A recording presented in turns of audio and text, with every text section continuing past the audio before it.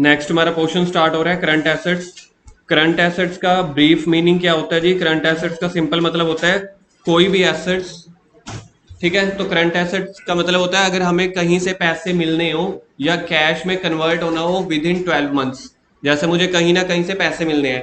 Assets को दो तीन तरीकों से बोला जाता है कि कोई चीज हमारी प्रॉपर्टी है या हमारे पोजेशन में है तो वो भी मेरी एसेट है। कहीं से मुझे पैसे मिलने हैं वो भी मेरी एसेट है। तीसरा होता था अगर कोई चीज मेरी इनकम जनरेट करने में हेल्पफुल है तो वो चीज भी मेरी एसेट है। तो एसेट को तीन तरीकों से बोला जाता है, या तो वो मेरी प्रॉपर्टी होनी चाहिए, मेरी पोजेशन में होनी चाहिए। पॉइंट नंबर 2, या तो उसको बेच के कैश में कन्वर्ट हो सके। जैसे मेरे पास किसी कंपनी के शेयर्स है तो शेयर बेचूंगा, कैश मिल जाएगा, तो या तो कैश में कन्वर्ट हो जाए। या तीसरा जिससे मैं इनकम जनरेट कर सकता हूं, पैसा कमा सकता हूं। जैसे मेरी मशीन है, मशीन से प्रोडक्ट बनाऊंगा, एक तरफ से आलू डालूंगा, दूसरी तरफ से आलू बेच दूंगा, है ना, तो उसको बेच के इनकम होगी। तो कहने का मतलब ये है। तो अब हमारी नॉन करंट एसेट खत्म हो गई थी, आ गया करंट एसेट। करंट एसेट जो है वो एसेट साइड का सेकंड मेजर हेड है। फर्स्ट मेजर हेड क्या था? Non current asset. Second major head किस साइड का? Asset side. Equity and liability side हो गई एसेट साइड। एसेट साइड का पहला नॉन करंट एसेट हो चुका है, आगे करंट एसेट। करंट एसेट के टोटल देखो कितने सब हेड है, जल्दी से देखो। करंट एसेट्स के कितने सब हेड हैं? 6 सब हेड होंगे, ठीक है। सबसे पहला है करंट इन्वेस्टमेंट। सबसे पहला है करंट इन्वेस्टमेंट। करंट इन्वेस्टमेंट का मतलब होता है अगर आपने किसी कंपनी में शेयर लगा रखे हैं, शेयर खरीद रखे हैं, या गवर्नमेंट की कोई सिक्योरिटीज खरीद रखी है, किसी कंपनी के डिवेंचर खरीद रखे हैं, कोई एफडी करा रखी है, कहीं पे भी पैसा लगा रखा है आपने जिसकी मेच्योरिटी 12 महीनों से कम है। मेच्योरिटी समझते हो? मतलब मैंने किसी को पैसा उधार दिया, या मैंने किसी कंपनी के शेयर खरीदे, या किसी कंपनी के डिवेंचर खरीदे, लेकिन उसकी जो मैच्योरिटी है ना वो 8 महीने, 9 महीने, 6 महीने, 5 महीने, मतलब 12 महीने से पहले वो मैच्योर हो जाएंगे, तो वो कंपनी वाले एफडी ले लेंगे, बाकी मेरे को पैसे दे देंगे। जैसे मैंने किसी कंपनी, किसी बैंक में एफडी कराई 6 महीने की, तो 6 महीने के बाद एफडी टूट जाएगी, वो पैसा मुझे वापस मिल जाएगा। तो पहले तो आपको ये देखना है कि करंट एसेट का मतलब क्या है। देखो ब्रैकेट में क्या लिखवाया हुआ है, कन्वर्टेबल इन कैश, जो कैश में कन्वर्ट हो सके विद इन 12 मंथ्स। पहला है करंट इन्वेस्टमेंट। करंट इन्वेस्टमेंट मतलब आपने किसी कंपनी के शेयर्स खरीद रखे हैं, डिवेंचर खरीद रखे हैं, बॉन्ड्स खरीद रखे हैं। गवर्नमेंट सिक्योरिटीज, गवर्नमेंट सिक्योरिटी का मतलब होता है गवर्नमेंट ने गारंटी लेके आपको, आपसे पैसे लिए हैं, 6-8 महीने में वापस कर देगी, तो जो पैसे आपको 1 साल से पहले पहले वापस मिल जाएंगे, that is called current investment. आपने कोई प्रॉपर्टी खरीदी और प्रॉपर्टी को बेचने का आपने पहले ही एग्रीमेंट कर लिया कि हम 3 महीने के बाद बेच देंगे, तो 3 महीने के बाद पैसा मिल जाएगा। तो 3 महीने जो है 12 महीने से कम का टाइम है कि ज्यादा का? 3 महीने 12 महीने से कम का टाइम है, तो 3 महीने में आपको पैसे मिल जाएंगे, तो मतलब वो आपकी करंट एसेट है। तो करंट एसेट के अंदर पहला सब हेड क्या है? करंट एसेट के अंदर पहला सब है करंट इन्वेस्टमेंट। दूसरा है इन्वेंट्री। इन्वेंट्री का सिंपल मतलब होता है हमारा स्टॉक। इन्वेंट्री का सिंपल मतलब होता है गुड्स, जिस चीज में, जिस प्रोडक्ट में हम डील करते हैं।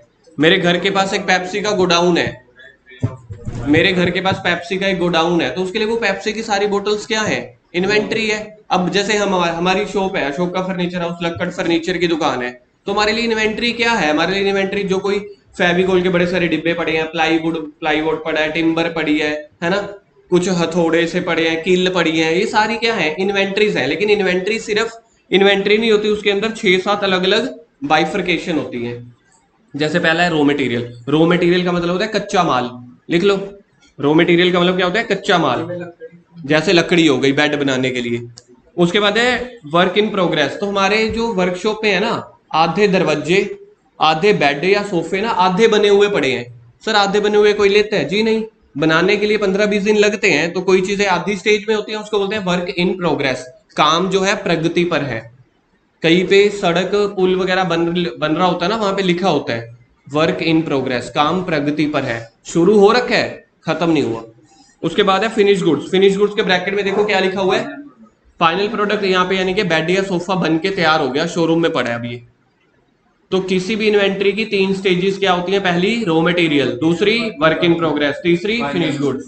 पहली पहली रॉ मटेरियल, दूसरी, तीसरी रॉ मटेरियल मतलब कच्चा माल, वर्क इन प्रोग्रेस मतलब उसके ऊपर काम शुरू कर दिया, पूरा नहीं हुआ, फिनिश गुड्स मतलब पूरा हो गया। उसके बाद है स्टॉक इन ट्रेड। अब जैसे स्टॉक इन ट्रेड का मतलब होता है धंधा, बिजनेस।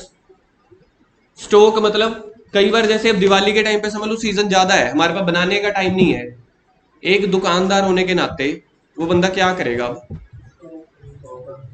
वो क्या करेगा, वो रेडीमेड ले लेगा, अपना थोड़ा सा मार्जिन लेके वो रख देगा, उसको बोलते हैं स्टॉक इन ट्रेड। जब आप बना नहीं सक रहे, अब सारी चीजें थोड़ी हम बनाते होते हैं। अब सोच के चलो एक धूप बत्ती वाला है बंदा जो बेचता है, ट्रेडर है, तो वो धूप बत्ती बनाता नहीं है, वो कहीं से खरीदता है बेच देता है। मोबाइल वाले क्या करते हैं, कहीं से खरीदते हैं वो बेच देते हैं, तो वो होता है स्टॉक इन ट्रेड। उसके बाद है stores and spheres. Stores and spheres का मतलब लिखो, स्टोर्स एंड स्पेयर्स का और लूज टूल्स का, इन दोनों का मतलब लिखो। हैमर्स, किल की इंग्लिश क्या होती है, पिन नहीं, नेल्स होती है, नेल्स। ठीक है, नहीं तो आप उसमें लिख लो, हिंदी में लिख लो, हाँ यही चीजें, हथौड़ी, पेचकस, कील, फेविकोल, ये सारी चीजें स्टोर, स्पेयर, लूज टूल्स होती हैं। लिखने के लिए बोल रहा हूँ जशन, लिखो, साथ साथ लिखना पड़ेगा।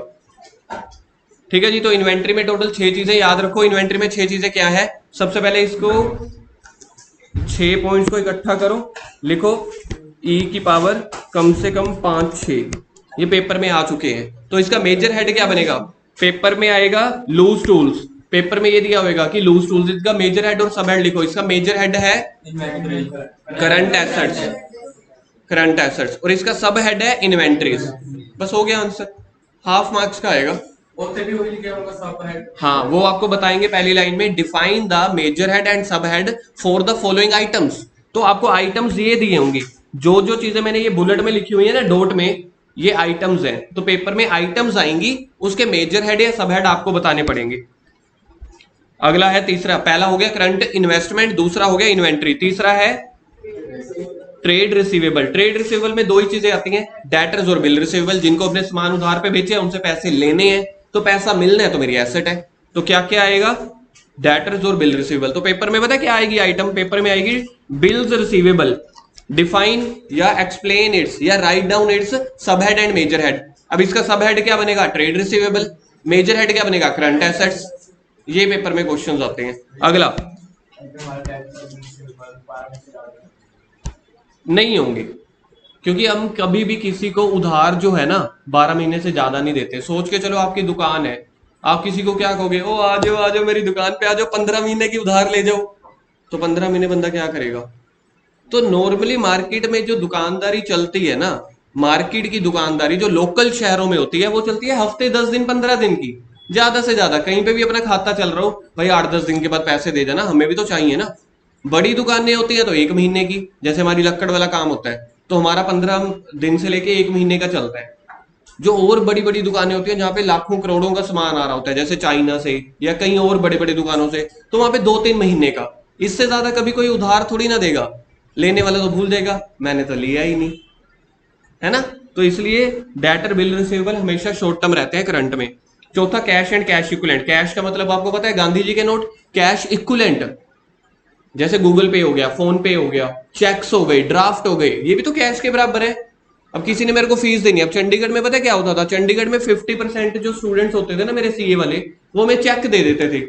तो क्या मैं ये कहता था कि मेरे को फीस नहीं मिली, डिम्पल ने मेरे को गूगल पे से ट्रांसफर कर दी, कैश नहीं है तो कैश के इक्वल तो है ना, इक्वल से नाम पड़ गया इक्वलेंट, सो सिंपल। तो कैश और कैश इक्वलेंट का मतलब होता है, देखो करंट एसेट्स का मतलब पढ़ो पहली लाइन में ऊपर ब्रैकेट में, करंट एसेट्स का अपनी अपनी कॉपी पे, कन्वर्टिबल कुछ लिखा हुआ है तो भी पढ़ ले, अच्छा लगेगा। कुछ लिखा हुआ है करंट एसेट के ब्रैकेट में, क्या लिखा हुआ है, convertible in cash with in. तो हम बोल रहे हैं ऐसी ऐसी एसेट्स जो कैश में कन्वर्ट हो जाए 12 महीनों से पहले, that is called current asset. Cash कितना कन्वर्ट होएगा, कैश तो अपने आप में ही कैश है, तो ये तो ऑब्वियस है करंट एसेट हुआ। सर इस हिसाब से जो कैश तो अपने आप में ही कैश है, तो इसको तो पहला सब हेड होना चाहिए था करंट एसेट्स का। क्या आपको मेरा पॉइंट समझ में आया कि मैं क्या फीलिंग्स अपनी बताना चाह रहा हूं। करंट एसेट का मतलब होता है कोई ऐसी एसेट जो कैश में कन्वर्ट हो जाए, मतलब मेरे हाथ में यार रोकड़ा चाहिए, पैसा चाहिए, कैश में कन्वर्ट हो जाए 12 महीनों से पहले, that all assets are called current assets. इसके अंदर चौथा सब हेड बताया कैश। ओ भैया तो पहला सब हेड बता देते। समझ रहे हो आप? तो कैश तो अपने आप में ही कैश है, जैसे कैश इन हैंड, मेरे हाथ में 500 रुपए पड़ा है, ये तो पहले से ही कैश है, इसका कुछ मर्जी ले लो। कैश एट बैंक, मेरे बैंक अकाउंट में पैसा पड़ा है, सेविंग अकाउंट में, जब मर्जी एटीएम से निकलवा लो, तो वो भी तो कैश ही हो गया, कैश के बराबर। चेक्स मिला मेरे को कस्टमर से, या डीडी मिले, स्कूल्स जब आप लोगों की कॉलेजेस की एडमिशन शुरू होंगी ना, तो वहां पे डीडी लगता है, डिमांड ड्राफ्ट। डिमांड ड्राफ्ट और कुछ नहीं होता, ये भी चेक की तरह ही होता है, बिल्कुल सेम उसी शेप का। तो कॉलेज वाले कैश में फीस नहीं लेते, कॉलेज वाले कहते हैं डीडी बनवाओ, ठीक है? तो डीडी और चेक एक ही चीज है, वो भी एक तरह से कैश है। तो यहाँ पे आप एक और चीजें भी ऐड कर सकते हो, लेकिन अगर पेपर में क्वेश्चन आता है, कई बार क्वेश्चन आया 2 नंबर का, what are the cash and cash equivalents, तो आपको क्या लिखना होता है? Those items which are already in cash और which are equivalent to cash, that are called cash and cash equivalent items. फिर उसकी अमाउंट ये लिख देनी है, एग्जांपल्स, कैश इन हैंड पहला, कैश एट बैंक, ठीक है, तीसरा चेक्स, चौथा डिमांड ड्राफ्ट। आज के टाइम पे तो आप वो भी लिख सकते हो, गूगल पे, पेटीएम एटसेट्रा। जो गलत कर रहा है तो समझ लेना वो किताबी कीड़ा है, बुक में तो लिखा ही नहीं है, लेकिन जो सियाना बंदा है वो कहेगा बात तो ठीक है जी, वो भी कैश एट बैंक की हो गया। चलो आगे, point number E, short term loans and advances. कल मैंने आपको एक पॉइंट बताया था, लोन और एडवांसेस। जब भी वर्ड होता है लोन और एडवांसेस, यहाँ पे इसका मतलब होता है गिवन, मतलब ये आपने किसी को लोन दिया है। सर लोन एंड एडवांसेस कहीं और पे भी आया था, मेरे को बताओ कौन से मेजर हेड के कौन से सब हेड में आया था। चलो जी, टास्क दे दिया मैंने आपको, 10 सेकंड दे रहा हूं इसके लिए। लोन और एडवांसेस इससे पहले भी कहीं पे आया था, गुरुकिरत थोड़ी मेहनत कर ले यार। नॉन करंट इन्वेस्टमेंट के, गलत है।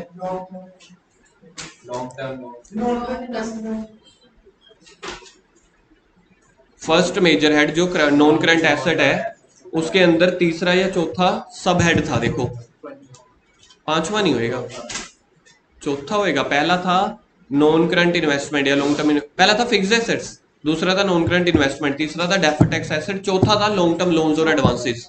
तो फर्स्ट मेजर हेड का चौथा सब हेड था, यहाँ पे फर्स्ट सेकंड मेजर हेड का पांचवा सब हेड है, दोनों में फर्क क्या है फिर? वो लॉन्ग टर्म था, ये शॉर्ट टर्म है। दोनों में ही मैंने लोन किसी पार्टी को दिया है, लिया नहीं है, लेने वाली तो लाइबिलिटी होती है, ये मैंने लोन किसी को दिया है तो बदले में पैसा वापस मिलेगा। फिर इन दोनों में फर्क क्या होगा लॉन्ग टर्म और शॉर्ट टर्म में? मतलब कौन सा लोन मैंने ज्यादा टाइम के लिए दिया होगा? नॉन करंट वाला। और ये short term, that is loan given, अच्छा लिखा ही हुआ है, मैं अपनी एनर्जी लगाता रहा हूँ। Loan given for less than 12 month, मैंने किसी को लोन दिया है लेकिन 12 महीनों से कम टाइम के लिए। मैंने मनन को लोन दिया 10 महीने के लिए, मैंने कहा बदले में आज मैं आपको 1 लाख दे रहा हूं, बदले में 1,10,000 रुपए दे जाना मुझे, कब? 10 महीने के बाद। तो ऐसी आइटम को मेरे को शॉर्ट टर्म लोन्स और एडवांसेस में लिखना पड़ेगा। लेकिन अगर लिखा हुआ है लोन, सिर्फ लिखा हुआ है लोन, तो वो आपकी लाइबिलिटी रहेगी। सर वो कौन सी लाइबिलिटी रहेगी? लॉन्ग टर्म बोरोइंग या short term borrowing, non current liability या करंट लाइबिलिटी? अब ये भी सियापा है।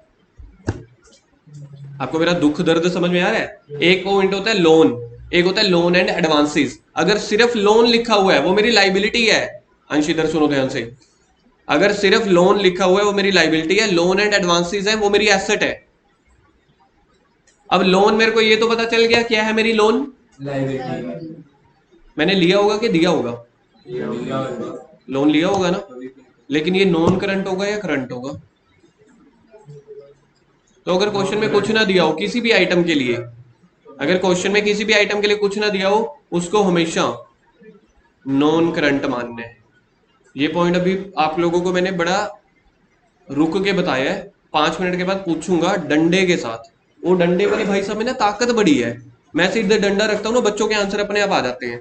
तो मैंने आपको पहले वार्निंग दे दी, कोई आइटम अगर साइलेंट है, चाहे लोन है चाहे लोन एंड एडवांसेस है, उसके साथ ये नहीं लिखा हुआ 12 महीने 6 महीने 10 महीने शॉर्ट या लॉन्ग, तो उसको हमेशा लॉन्ग मानना है, नॉन करंट, ये याद रखना। इसलिए बोल रहा हूं, थ्योरी में भी आता है ये पॉइंट, न्यूमेरिकल में तो बहुत आता है। अगला है other current assets. Current asset चल रही है, करंट एसेट के अंदर पहला मेरे पास पहला क्या था? शॉर्ट टर्म इन्वेस्टमेंट, दूसरा क्या था? ट्रेड रिसीवेबल, तीसरा क्या था? कैश एंड कैश इक्विवेलेंट, चौथा क्या था? Short term loans and advances, पांचवा इन्वेंट्री रह गया। हाँ देखा, पहला क्या था? शॉर्ट टर्म, दूसरा क्या था?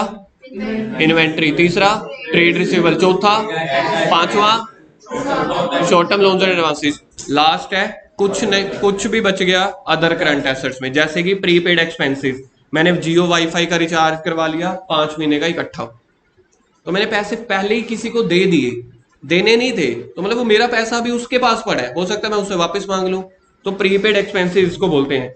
या फिर प्रीपेड एडवांसेस, सेम ही चीज है, प्रीपेड एक्सपेंसेस या प्रीपेड, प्रीपेड एडवांस, प्रीपेड और एडवांस एक ही चीज होती है। एक्रूड इनकम, एक्रूड इनकम का मतलब है मैंने किसी को लोन दिया था, जैसे अब मेरे को पैसे मिलने हैं, अभी दिए नहीं उसने, मतलब हमने काम कर दिया बंदे का, अभी तक उसने पैसे दिए नहीं, या बैंक में मैंने एफडी जमा करा दी, अब इंटरेस्ट मिलना है, मिला नहीं है। जैसे आउटस्टैंडिंग सैलरी नहीं होता था कि सामने वाले ने काम कर दिया अभी पैसा देना है, तो यहाँ पे हमने काम कर दिया पैसा मिलना है, that is called accrued income. अभी सुनूंगा ये वाला, लिखना है लिख लो मीनिंग, मैंने कल बताया था क्योंकि कल आप लोगों में से ज्यादा आए नहीं थे, कल मैंने बोला था एक एक आइटम का मीनिंग साथ साथ में लिख लो, पूछूंगा अभी सारी आइटम्स का मतलब, ऐसे नहीं जाने दूंगा। एक्रूड इनकम कि हमने काम कर दिया पैसा अभी मिलना है। एडवांस टैक्स पेड, ये तो वही हो गया प्रीपेड एक्सपेंसेस की तरह, देखो प्रीपेड एक्सपेंसेस की तरह ना हो गया, टैक्स भी मेरा खर्चा ही हो गया, ऊपर एक्सपेंस भी मेरा खर्चा है। अगर मैंने एडवांस दे दिया, अभी बन नहीं रहा था फिर भी मैंने किसी को दे दिया, हो सकता है मैं उससे वापस ले लूं। तो कोई भी प्रीपेड एक्सपेंसेस वाली चीजें होती है वो मेरी क्या होती है, एसेट। अगला लिखा हुआ है एनी अमाउंट रिसीवेबल, जैसे कि रेंट, इंटरेस्ट, कमीशन, कोई अमाउंट रिसीवेबल हो, अगर पेबल है तो लाइबिलिटी, रिसीवेबल है, रिसीवेबल देखा जाए तो ऐसे है, देखो इसको इसके साथ लिंक कर सकते हो।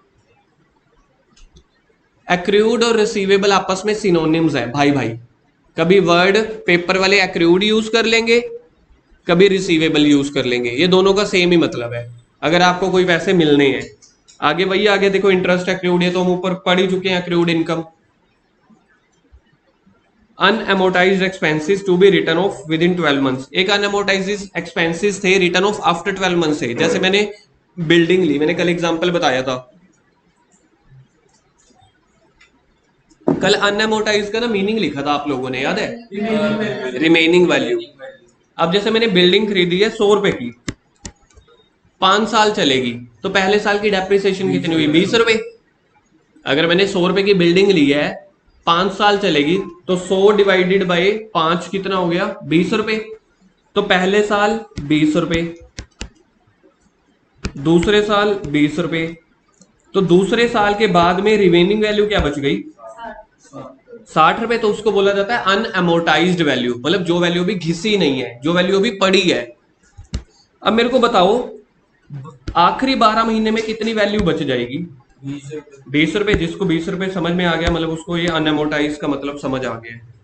पहले साल, दूसरे साल के एंड में 40 रुपए घिस चुके हैं ना, तो बच कितने गए, 60। तीसरे साल के एंड में 20 रुपए की वैल्यू और गिर जाएगी, तो बच कितनी जाएगी, चौथे साल में 20 रुपए की और गिर जाएगी, बच कितनी जाएगी। तो मतलब आखिरी साल में सिर्फ 20 रुपीज की वैल्यू बच जाएगी ना, आखिरी वाली। तो जो आखिरी के 20 रुपीज है उसको बोला जाता है अनएमोटाइज एक्सपेंसेस, मतलब जो वैल्यू बच गई डेप्रिसिएशन लगने के बाद, लेकिन उसकी डेप्रिसिएशन लगेगी विद इन 12 मंथ्स, तो वो हो गई आपकी current assets, other current assets. Paper में आ चुका है, लिख लो इसको ई।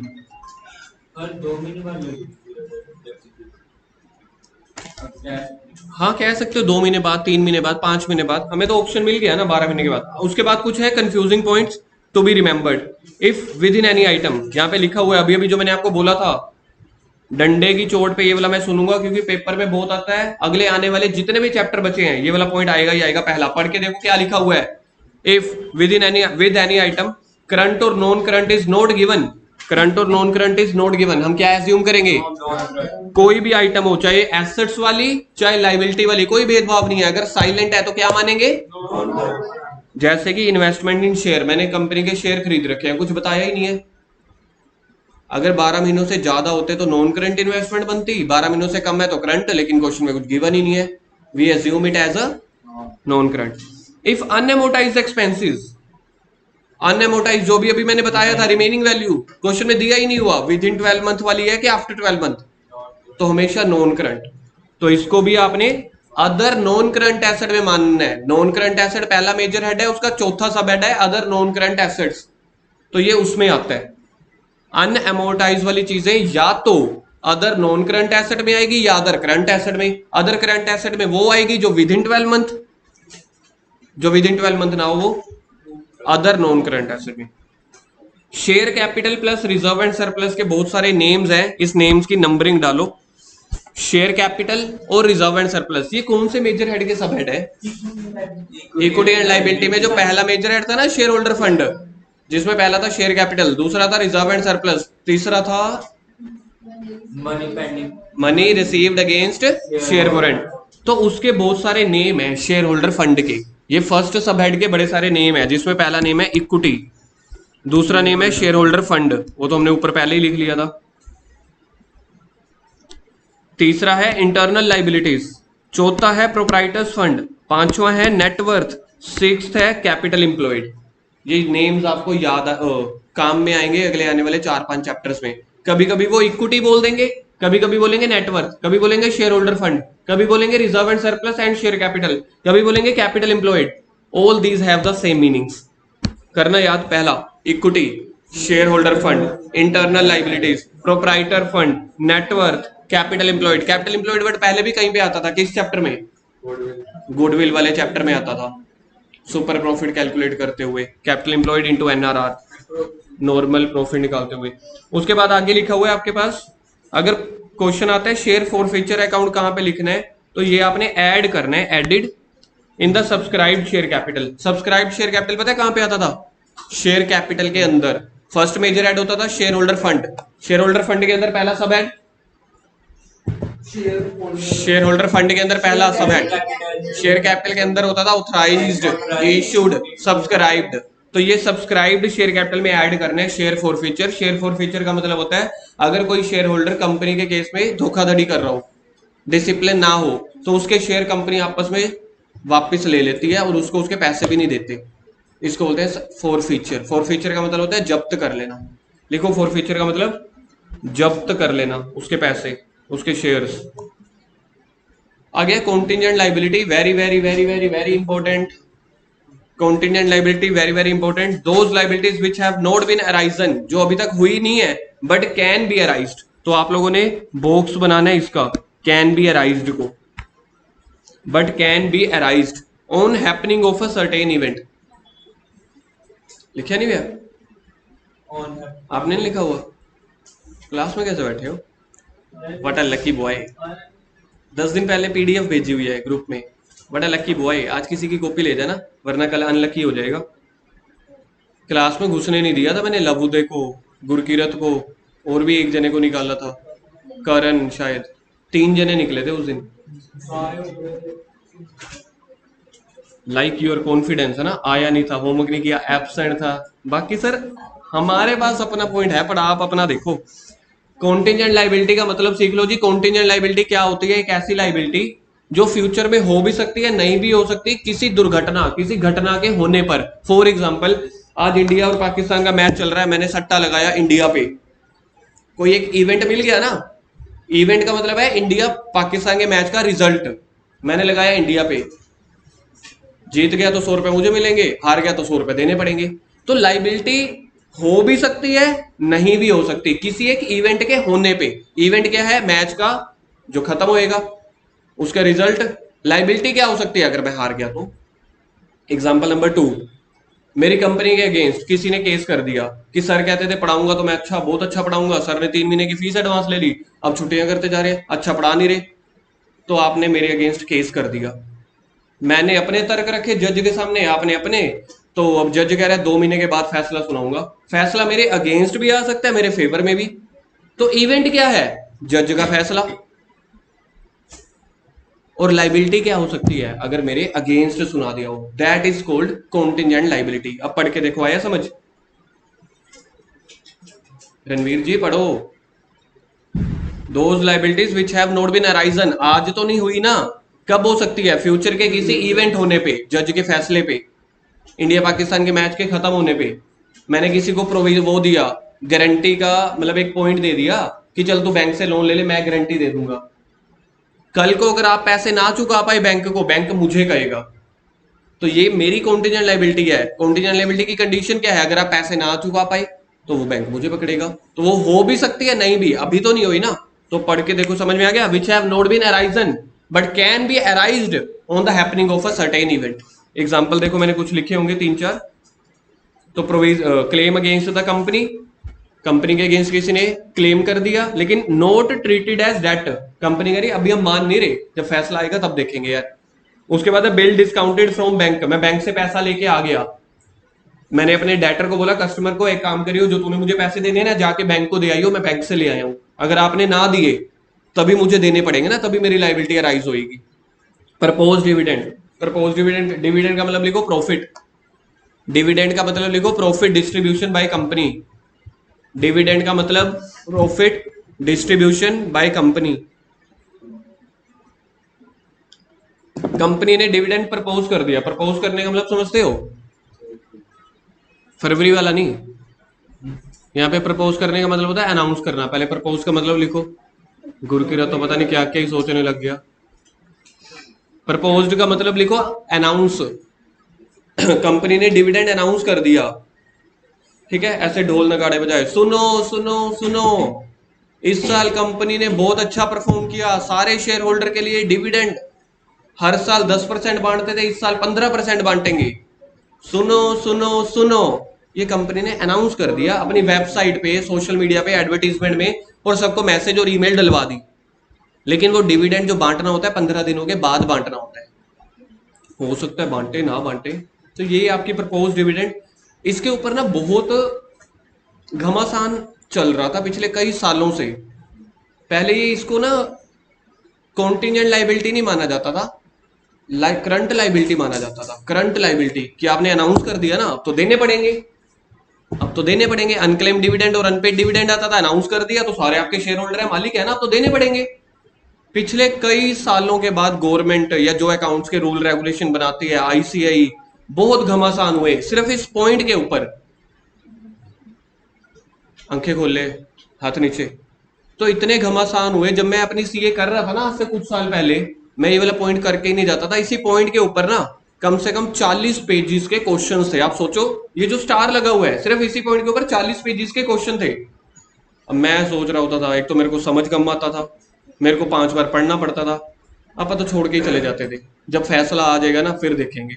तो मैं ये वाला पॉइंट ही कभी पढ़ के नहीं जाता था, जिसके लिए मेरे को 40 केस स्टडीज पढ़नी पड़ती थी। मतलब आपको, आपके लिए तो एक शब्द है ना, सीए वालों के लिए एक शब्द नहीं है, एक ये फीलिंग्स है, एक बड़ी, बस बड़ी वाहियात जगह थी, ये वाली पॉइंट था।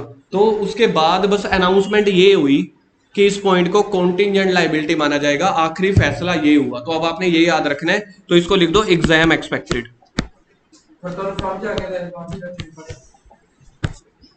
लेट इट गो, उस टाइम मैं भी तेरी तरह, अच्छा और क्या हो गया, बस याद कर लेंगे।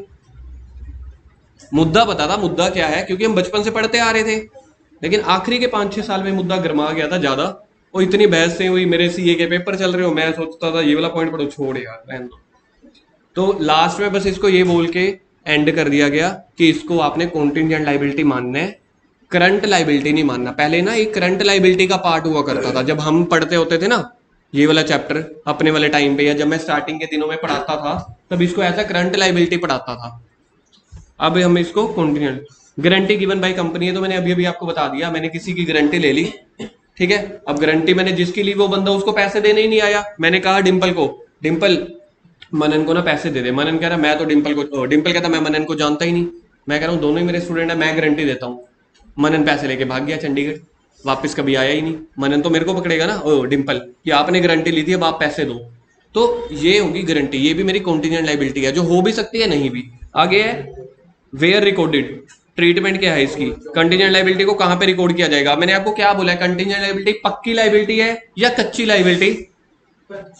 क्या ये लाइबिलिटी सच में हो चुकी है कि हो सकती है। तो जब आपकी लाइबिलिटी सच में हुई नहीं है, तो क्या मैं इसको बैलेंस शीट के अंदर जगह दूं।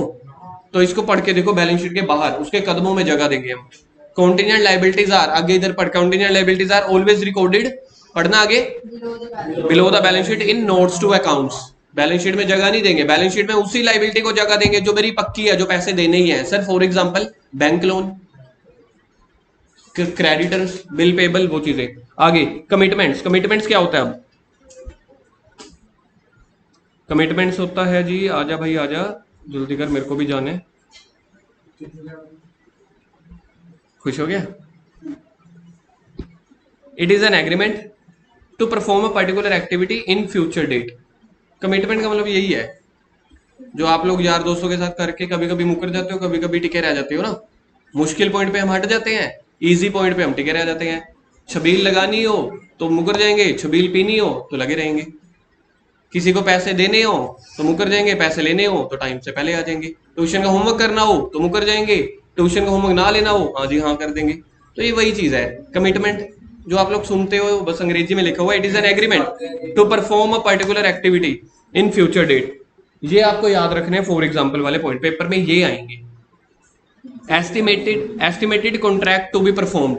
गुरकिरत कह रहा मेरे को ना बिजनेस का थोड़े पॉइंट समझ नहीं आ रहे, क्या आखिरी महीने में आप हमारा बिजनेस का बैच ले लोगे?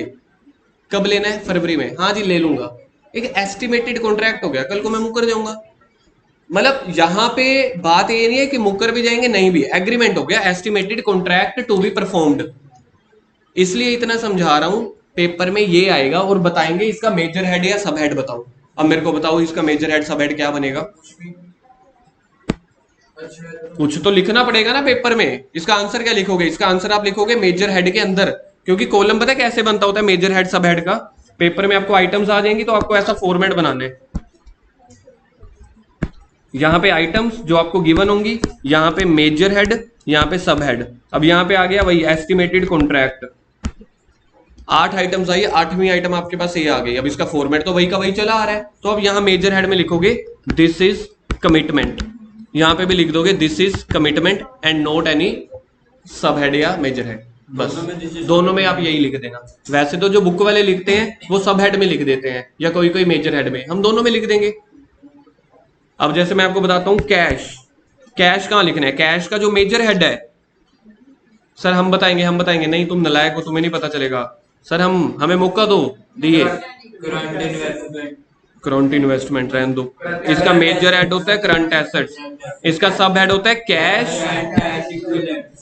And cash equivalence.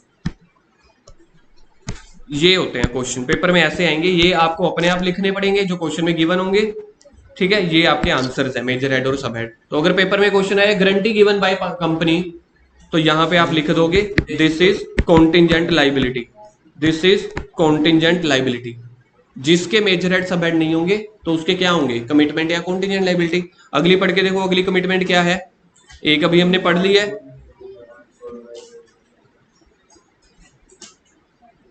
अगली है अनकॉल्ड लाइबिलिटी ऑन शेयर्स। जैसे कंपनी का शेयर 10 रुपए का था, गर्व जाने बाहर क्या नींद आ रही है तो। अनकॉल्ड लाइबिलिटी ऑन शेयर्स मतलब कंपनी का शेयर 10 रुपए का है, कंपनी ने अभी 8 रुपए ही मंगवाए हैं सभी से, कहते हैं अभी 8 रुपए दे दो, बाकी 2 रुपए बाद में देखेंगे। तो वो जो 2 रुपए बच गए ना, 2 रुपए बच गए, दैट इज कॉल्ड कमिटमेंट।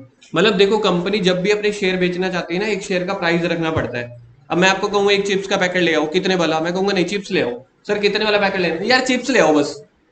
कहोगे यार क्या बंदा है, बताओ तो सही ना कितने का। कोई चीज का प्राइस रखोगे तभी तो मार्केट में बिकेगी। तो ऐसे ही शेयर का प्राइस रखना पड़ता है। तो शेयर का नॉर्मली प्राइस रहता है 10 रुपए। कंपनी 4 किश्तों में इस 10 रुपए को मंगवा सकती है, कभी 2 रुपए, कभी 3 रुपए, कभी 5 रुपए, कभी 1 रुपए, ऐसे करके। चीज समझ में आई? कंपनी जो है शेयर होल्डर से किश्तों में पैसे मंगवा सकती है। तो कंपनी ने एक बार के लिए 8 रुपए मंगवा लिए, कहते 2 रुपए बाद में मंगवाएंगे। तो वो 2 रुपए को कोल्ड बोलूं या अनकोल्ड बोलूं? जो 2 रुपए अभी तक नहीं मंगवाए वो कोल्ड हुए कि अनकोल्ड हुए? तो ये वही है अनकोल्ड लाइबिलिटी ऑन शेयर। तो कंपनी की कमिटमेंट है। उसके बाद है arrear of dividend on cumulative preference shares. ये बाद में समझाऊंगा ये क्या चीज होती है, आप इसको याद रख लेना। एरियर ऑफ डिविडेंड, जैसे डिविडेंड हर साल बांटना पड़ता है, हर साल बांटना पड़ता है। अगर आपने पहले साल नहीं बांटे तो अगले साल फिर दोनों सालों का बांटना पड़ेगा, उसको बोलते हैं एरियर ऑफ डिविडेंड। वो बताऊंगा बाद में। शेयर्स के ऊपर डिविडेंड हर साल बांटना पड़ता है। डिविडेंड का मतलब होता है प्रॉफिट। तो हर साल जो प्रॉफिट कमाया है शेयर होल्डर में बांटेंगे ना, तो शेयर होल्डर में बांटेंगे। तो अगर आपने पहले साल नहीं बांटे तो दूसरे साल फिर दोनों सालों का बांटना पड़ेगा, पिछले साल का भी, इस साल का भी। तो उसी को बोला जाता है एरियर। एरियर का मतलब होता है आउटस्टैंडिंग, मतलब अभी देने हैं शेयर्स के ऊपर। अगला पॉइंट बस ये खत्म हो गया आपका। कमिटमेंट खत्म हो गया। कमिटमेंट क्या था? एक एग्रीमेंट था। कॉन्टीजेंट लायबिलिटी क्या था? जो फ्यूचर में हो भी सकती है, नहीं भी। आ गया प्रीलिमिनरी एक्सपेंसेस। प्रीलिमिनरी एक्सपेंसेस अगर पेपर में आता है आइटम, आइटम्स आएंगे ना, जैसे मैंने आपको बोला 6-8 आइटम्स आएंगे, उसके मेजर हेड या सब हेड आए, तो उसमें से एक आता है प्रीलिमिनरी एक्सपेंसेस, तो उसका आंसर आपने लिखना है note shown in the balance sheet. ये होते कौन से? ये +1 में करवाए हुए हैं, वहां से पढ़ना एक बार, करना याद क्या होती है। प्रीलिमिनरी एक्सपेंसेस का मतलब होता है जो कंपनी स्टार्ट होने से पहले खर्चे हो गए हो। जैसे कंपनी स्टार्ट होने से पहले सीए को हायर करना पड़ता है, या एडवोकेट को, या किसी को भी, कि हमारी कंपनी खुलवा देना। सीए के साइन लगते हैं उसके ऊपर, ठीक है। अप्रूवल लेनी पड़ती है कंपनी वालों से, रजिस्ट्रार से, कि ये नेम अप्रूवल 1000 रुपये लगता है उसका अप्रूवल के लिए, कि मेरे को इस नाम की कंपनी खोलनी है, ठीक है। कई तरह के डॉक्यूमेंट्स प्रिंट करवाने पड़ते हैं, ठीक है, आगे सबमिट करने पड़ते हैं। कई तरह की एडवर्टीजमेंट करवानी पड़ती है। मतलब कंपनी शुरू होने से पहले भी तो कितने झमेले होते हैं, 2-3 महीनों का प्रोसेस होता है। तो उस टाइम पे जो खर्चे हो रहे हैं, दैट इज कॉल्ड प्रीलिमिनरी। अब आप में से कोई लिखेगा थोड़ी ना, जब बाद में पूछूंगा सर याद ही नहीं है, तो लिखो इसको। प्रीलिमिनरी एक्सपेंसेस क्या होते हैं? कंपनी स्टार्ट होने से, कंपनी स्टार्ट होने से पहले वाले खर्चे। फॉर एग्जांपल सीए की फीस, फॉर एग्जांपल सीए की fees, advertisement, stamp papers, stamp papers भी लगते होते हैं, एफिडेविट्स, ये सारी चीजें। इसी के साथ आपकी बैलेंस शीट खत्म होती है। जल्दी से अब इसको लर्न करो।